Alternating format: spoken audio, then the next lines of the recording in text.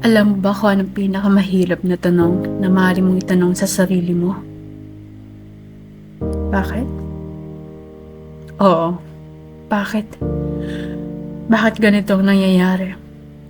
Bakit ako narito? Bakit parang wala akong direksyon?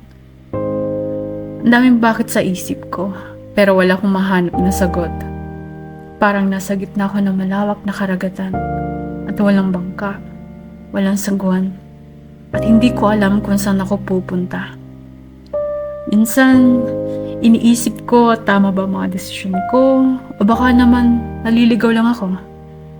Parang kahapon, ang dami kong plano, ang dami kong pangarap. Pero ngayon, parang lahat ng yon unti-unting nawawala. Nawawala yung sigla ko. Yung determinasyon. Parang kahit anong gawin ko, hindi ako makalabas sa bilog ng kaba at pag-aalinlangan.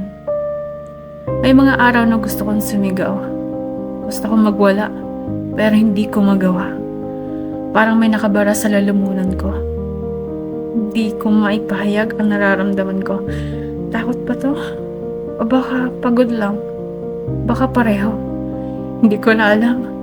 Ang alam ko lang pagising ko sa umaga parang may mabigat na bumabalot sa akin. Yung tipong kahit anong gawin mo, hindi mo matanggal. Pero hindi naman ako nawawalan ng pag-asa. Oo, nalilito ako. Pero alam ko may dahilan kung bakit ako naririto. Siguro, ito yung paraan ng buhay para sabihin sa akin na huminto muna.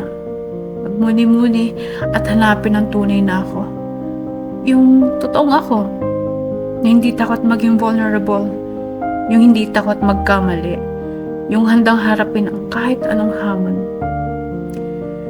Kaya kahit malito ako, kahit madalas akong pagod, hindi ako susuko. Dahil alam ko sa dulo ng lahat ng ito, maliwanag na naghihintay sa akin. At doon malalaman ko kung bakit ako dinaan sa ganitong landas. Kaya ngayon, kahit paano, pagpapatuloy ko lang. Dahil ang buhay, kahit magulo, ay worth it.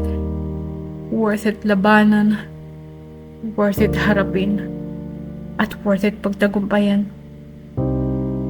Oo, malilito ka, pero hindi ka nag-iisa. At sa huli, malalaman mo rin ang sagot sa tanong mo. Kaya laban lang.